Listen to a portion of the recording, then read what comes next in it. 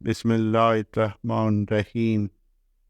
حضرت آدم علیہ السلام کے واقعات بفرمان معصومین علیہم السلام کا دوسرا حصہ آپ ملاحظہ فرما رہے ہیں۔ اگر آپ چینل پہ نئے ہیں اور آپ نے ابھی تک حصہ اول ملاحظہ نہیں فرمایا، پہلے حصہ اول ملاحظہ کر لیجئے تاکہ گفتگو کا ربط قائم ہو سکے۔ اللہ تعالیٰ نے فرمایا کہ میں ایک بشر کو سلسال یعنی خشک شدہ مٹی سے پیدا کروں گا جس سے آواز نکلتی ہے، یاجو بالو کے ساتھ خمیر دی ہوئی ہوتی ہے، یعنی متغیر شدہ بدبودار اور خراب مٹی سے پیدا کروں گا۔ تو جب اس کو درست کروں اور اپنی روح اس میں پھونک دوں تو تم سب اس کے لیے سجدے میں گر پڑنا۔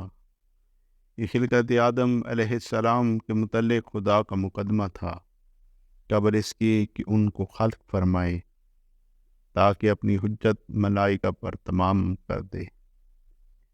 امام محمد باقر علیہ السلام نے فرمایا، ہمارے پروردگار نے کچھ آب شیریں کے ساتھ خاک کو اپنے دست قدرت سے گوندا اور کہا تو اس سے اپنے پیغمبروں، رسولوں، شائستہ بندوں اور ہدایت یافتہ اماموں کو جو لوگوں کو بہشت کی طرف بلائیں گے اور ان کی پیروی کرنے والوں کو روز قیامت تک پیدا کروں گا اور پرواہ نہیں کروں گا اور کوئی مجھ سے سوال نہ کرے گا۔ جو کچھ میں نے کیا ہے لوگوں سے سوال کیا جائے گا۔ پھر کچھ آب شور لے کر خاک میں ملایا اور فرمایا کہ تجھ سے جباروں، فرعونوں، عادیوں اور شیطان کے بھائیوں کو جو لوگوں کو جہنم کی طرف بلائیں گے اور ان کی پیروی کرنے والوں کو قیامت تک پیدا کروں گا اور پرواہ نہیں کرتا اور کسی کو حق نہیں کہ مجھ سے کچھ بھی سوال کرے۔ جو کچھ میں کرتا ہوں اور ان سب سے پوچھا جائے گا۔ اور ان میں بدعا کی شرط قرار دی کہ اگر چاہے ان کو اصحاب یمین میں بدل دے اور چاہے اصحاب شمال میں تغیر دے دے۔ غرض دونوں قسم کی مٹیوں کو باہم ملا کر عرش کے سامنے ڈال دیا تو وہ دونوں مٹیوں کے چند ٹکڑے ہو گئے۔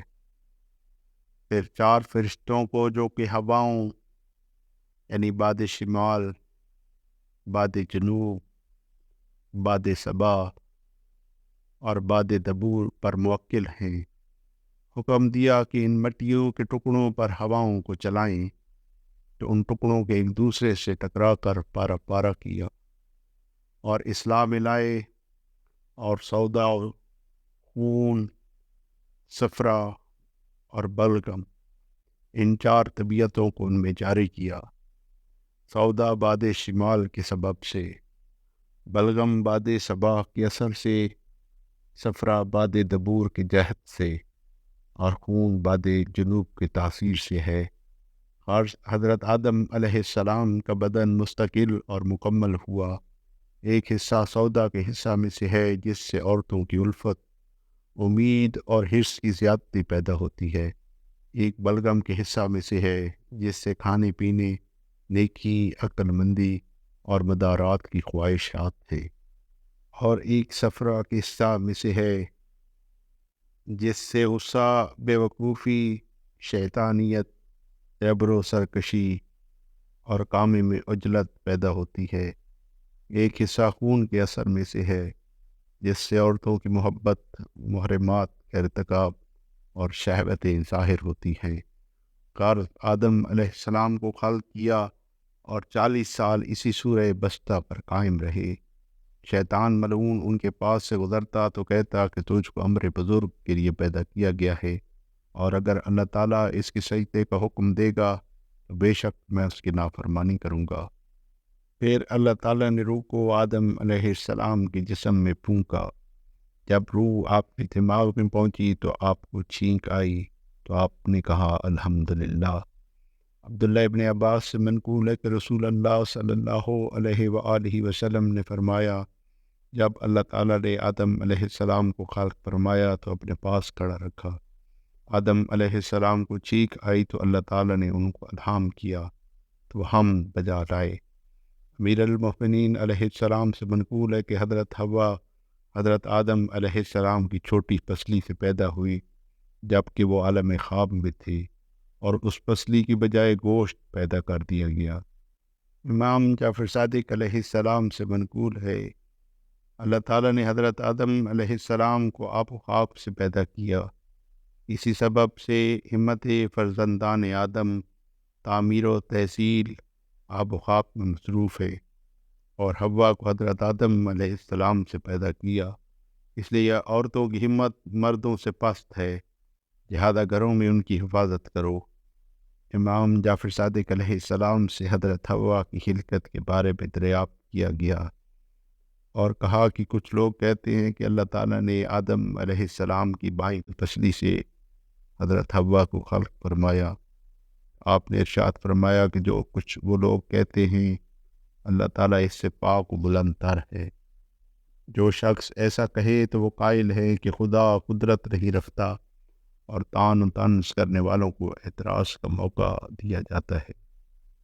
کیا سبب ہے کہ وہ لوگ ایسی باتیں کرتے ہیں؟ خدا ہمارے اور ان کے درمیان فیصلہ فرمائے۔ پھر فرمایا کہ جب اللہ تعالیٰ نے آدم علیہ السلام کو خاک سے خلق کیا اور ملائکہ کو حکم دیا کہ ان کو سجدہ کریں، پھر خواب کو ان پر غالب کیا، اسی حالت میں ایک نئی خلقت کو پیدا کیا اور اس کو حضرت آدم علیہ السلام کے پیروں کے درمیان ساکن کیا تاکہ عورتیں مردوں کی فرمانبردار رہیں۔ پھر حوا نے حرکت کی جس سے آدم علیہ السلام بیدار ہوئے۔ حوا کو ندا پہنچی کہ آدم علیہ السلام سے علیحدہ ہو جائیں۔ آدم علیہ السلام کی نظر ان پر پڑی، ایک اچھی صورت کو دیکھا جو ان سے مشابہ تو ہے لیکن مادہ ہے، تو گفتگو شروع کی اور پوچھا کہ تم کون ہو؟ حوا نے بھی انہی کی زبان میں کلام کیا اور کہا میں اللہ تعالیٰ کی مخلوق ہوں، جیسا کہ تم دیکھ رہے ہو۔ آدم علیہ السلام نے بارگاہ خدا میں عرض کی یہ خوبصورت مخلوق کون ہے جو میری یہ باعث انس ہے اور اس کو دیکھنے سے میری وحشت دور ہو گئی ہے؟ اللہ تعالیٰ نے فرمایا یہ میری کنیز حوا ہے، کیا تم چاہتے ہو کہ تمہارے ساتھ رہے اور تمہاری مونس ہو، تم سے گفتگو کرے اور جو کچھ تم حکم دو اس کی تعمیل کرے؟ عرض کی اے پالنے والے جب تک زندہ رہوں گا آپ کا شکر ادا کرتا رہوں گا۔ اللہ تعالیٰ نے فرمایا اچھا اس کی مجھ سے خواستگاری کرو۔ آدم علیہ السلام نے عرض کی بار خدایا میں اس کی خواستگاری تو کروں لیکن میرے پاس اس نعمت کی عوض میں کیا چیز ہے جس سے آپ راضی ہو جائیں گے؟ تو فرمایا میرے دین کی اس کو تعلیم کرو، یہی میری رضا ہے۔ آدم علیہ السلام نے کہا کہ اگر آپ چاہتے ہیں تو میں یہی کرتا ہوں۔ اللہ تعالیٰ نے فرمایا میں نے بھی منظور کیا اور اس کو تم سے تجویز کیا، اسے اپنی طرف لے جاؤ۔ آدم علیہ السلام نے حوا سے کہا کہ میرے ساتھ آؤ، تو اللہ تعالیٰ نے آدم علیہ السلام کو حکم دیا کہ اٹھیں اور حوا کے پاس جائیں۔ آدم علیہ السلام اٹھے اور ان کے پاس گئے۔ اگر ایسا نہ ہوتا تو بے شک عورتیں مردوں کی طرف جاتی اور اپنی خواستگاری کرتی۔ یہ ہے قصہ حوا سلام اللہ علیہا کا۔ امام محمد باقر علیہ السلام سے سوال کیا گیا کہ اللہ تعالیٰ نے کس چیز سے حوا کو خلق فرمایا؟ آپ نے پوچھا اس کے بارے میں لوگ کیا کہتے ہیں؟ عرض کی کہ اللہ تعالیٰ نے ان کو آدم علیہ السلام کی پسلی سے خلق فرمایا۔ حضرت نے فرمایا کہ جھوٹ کہتے ہیں، کیا اللہ تعالیٰ عاجز تھا کہ آدم کی پسلی کے علاوہ کسی اور طرح سے پیدا کرتا؟ عرض کی کہ آپ پر قربان ہوں ان کو کس چیز سے پیدا کیا؟ تو آپ علیہ السلام نے فرمایا رسول اللہ صلی اللہ علیہ وآلہ وسلم نے فرمایا کہ خدا نے ایک مشت خاک اپنے دست قدرت سے لے کر آدم علیہ السلام کو بنایا اور اسی خاک سے جو کچھ بچ گئی تھی حوا کو خلق فرمایا۔ اللہ تعالیٰ نے حوا کو آدم علیہ السلام کی باقی ماندہ مٹی سے انہی کی صورت پر پیدا کیا اور خواب کو ان پر غالب کیا اور حوا کو دکھلایا۔ وہ پہلا خواب تھا جو زمین پر دیکھا گیا۔ حضرت آدم علیہ السلام بیدار ہوئے اور حوا کو دیکھا تو اللہ تعالیٰ نے وحی کی کہ اے آدم، یہ کون ہے جو تمہارے پاس بیٹھی ہے؟ کہا یہ وہی ہے جسے خواب میں آپ نے دکھلایا ہے۔ پھر حوا سے ان کونس ہو گیا۔ اسی سبب سے عورتوں کو نساء کہا جاتا ہے، کیونکہ حضرت آدم علیہ السلام کو حوا کے علاوہ کسی چیز سے کوئی انس نہیں تھا۔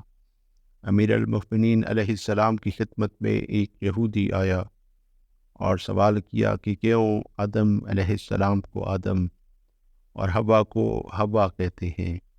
فرمایا آدم علیہ السلام کا نام آدم اس لیے ہے کہ وہ عدیم ارض یعنی روح زمین سے پیدا ہوئے ہیں، اور حوا کو اس لیے حوا کہتے ہیں، یہ حیوان یعنی حیوان ناطق مراد حضرت آدم علیہ السلام سے خلق ہوئی ہے۔ امیر المؤمنین علیہ السلام نے خلقت آدم کے وصف میں یہ فرمایا کہ سخت و سست، نرم و درست اور شیریں اور شور زمین سے کچھ خواب چمکی اور پانی کو ملا کر اس کو گوندا تو سب ایک دوسرے میں ممزوج ہو گئے۔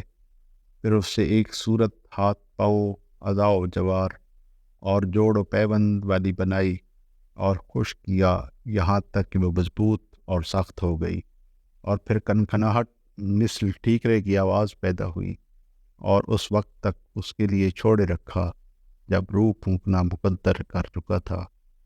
پھر اس میں اپنی برگزیدہ روح پھونکی تو ایک ایسا انسان صاحب اندیشہ تیار ہوا جو ان اعضائے جوار کو حرکت میں لاتا ہے اور ان پر تمام امور میں تصرف کرتا ہے اور ان سے خدمت لیتا ہے اور مختلف حالات میں ان کو گھماتا پھراتا ہے، اور صاحب معرفت ہے کہ حق و باطل میں فرق کرتا ہے، لذت و بو اور رنگوں اور تمام جنسوں میں تمیز کرتا ہے۔ گویا اس کو معجون بنایا مختلف نوع کی تنیت و خلقت کا، اور ایک مجموعہ تیار کیا چند اجزات کا جو خلطوں میں جو آپس میں دشمنی رکھتے ہیں اور باہم نہایت مختلف ہیں، مثلاً گرمی اور سردی، خشکی اور تری اور غم و شادی کے۔ رسول اللہ صلی اللہ علیہ وآلہ وسلم نے فرمایا کہ جب اللہ تعالیٰ نے حضرت آدم علیہ السلام کی ذریت کو ان کے پشت سے باہر لائے کہ ان سے اپنی پروردگاری اور ہر پیغمبر کی پیغمبری کا عہد لے، تو سب سے پہلے جس پیغمبر کا اقرار لیا گیا وہ حضرت محمد ابن عبداللہ رسول اللہ صلی اللہ علیہ وآلہ وسلم تھے۔ پھر اللہ تعالیٰ نے آدم علیہ السلام کو وحی فرمائی کہ دیکھو کہ یہ کیا ہے، تو حضرت آدم علیہ السلام نے اپنی ذریت کو دیکھا، وہ ذرات تھے جن سے آسمان بھر گیا تھا۔ حضرت آدم علیہ السلام نے کہا کہ میری اولاد کس قدر زیادہ ہے، پروردگار تو نے ان کو تو ایک امر بزرگ کے لیے خلق فرمایا ہے، پھر تو نے ان سے عہد و پیمان کس سبب سے لیا؟ فرمایا اس لیے کہ یہ میری عبادت کرے اور کسی کو میرا شریک نہ بنائے اور میرے پیغمبروں پر ایمان لائیں اور ان کی پیروی کریں۔ عرض کی خداوند ان ذروں میں سے بعض بہت بڑے ہیں، بعض زیادہ نورانی ہیں، بعض کم، اور بعض میں بالکل نور نہیں ہے، اس کا سبب کیا ہے؟ فرمایا ان کو اس لیے خلق کیا ہے کہ ہر حال میں میں ان کا امتحان لوں۔ حضرت آدم علیہ السلام نے عرض کی، پالنے والے کیا مجھے کچھ اور بات کرنے کی اجازت ہے؟ خطاب ہوا کہ ہاں اے آدم، کہو کیا کہنا چاہتے ہو؟ عرض کی کہ اگر ان کو برابر برابر ایک مقدار، ایک طبیعت، ایک خلقت، ایک رنگ، ایک عمر اور ایک روزی پر خلق کرتا تو البتہ بعض بات پر ظلم نہ کرتے اور ان میں حسد و دشمنی اور اختلاف کسی معاملے میں نہ ہوتا، تو اللہ تعالیٰ نے فرمایا کہ میری برگزیدہ روح کے بارے میں تم نے کلام کیا ہے اور اپنی طبیعت کی کمزوری کے سبب ان کے متعلق زبان کھولی، جس کا تم کو علم نہیں۔ میں خالق علیم ہوں اور اپنے علم کی بنیاد پر ان کی خلقت میں اختلاف قرار دیا ہے۔ میری مشیت، میرا حکم ان میں جاری ہوتا ہے اور ہر ایک کی بازگشت میری تقدیر و تدبیر کی طرف ہے، اور میری شرکت میں تبدیلی نہیں ہے، اور جن و انس کو صرف اپنی عبادت کے لیے پیدا کیا ہے۔ بہشت کو اس کے لیے بنایا جو ان میں سے میری عبادت اور فرما برداری اور میرے رسولوں کی پیروی کرے گا، لیکن مجھے اس کی پرواہ نہیں۔ اور دوزخ کو بھی اس لیے پیدا کیا جو کافر ہوگا، میری معصیت اور میرے رسولوں کی نافرمانی کرے گا، اور اس کے لیے بھی مجھے پرواہ نہیں ہے۔ میں نے تم کو تمہاری ضروریت اور اولاد کو پیدا کیا بغیر اس کے کہ تمہاری یا ان کی مجھے کوئی حاجت ہو، اور تم کو اور ان سب کو اس لیے خلق کیا کہ آزمائش کروں کہ تم میں سے کون دنیاوی زندگی میں سب سے زیادہ نیک کردار ہے۔ اس لیے میں نے دنیا اور آخرت، موت و حیات، اطاعت و معصیت اور بہشت و دوزخ کو پیدا کیا، اور ایسا ہی ارادہ کیا ہے اپنی تقدیر اور تدبیر کے ساتھ، اور اپنی اس علم کے سبب جو ان کے تمام احوال پر محیط ہے۔ میں نے ان کی صورتیں، ان کے اجسام، ان کے رنگ، ان کی عمریں، ان کی روزی، طاعت اور معصیت کو مختلف قرار دیا۔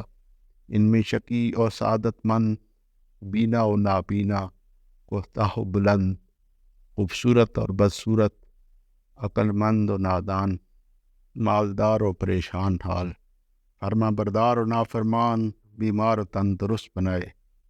بہت سے مزمن داروں میں مبتلا ہوں گے، اور اکثر وہ ہیں جن کو کوئی درد نہ ہوگا، تاکہ تندرست بیمار کو دیکھ کر میری حمد بجا لائیں، اس لیے کہ اس کو عافیت بخشی، اور بیمار تندرست کو دیکھ کر مجھ سے سوال و دعا کرے تاکہ اسے صحت عطا کروں، اور میری بلاؤں پر صبر کرے تاکہ اس سے ثواب مرحمت فرماؤں اور اس کے درجے بلند کروں۔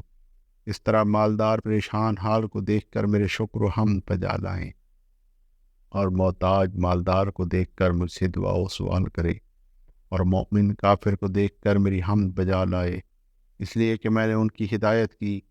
اس لیے ان لوگوں کو پیدا کیا تاکہ ان کا امتحان لوں، خوشحالی اور بدحالی، اور اس عافیت میں جو ان کو میں نے بخشی ہے، اور ان بلاؤں کے ذریعے سے جن میں نے ان کو مبتلا کروں گا، اور اس نعمت کے ساتھ جو ان کو عطا کروں گا، اور ان چیز کے ذریعے سے جن سے ان کو منع کروں گا۔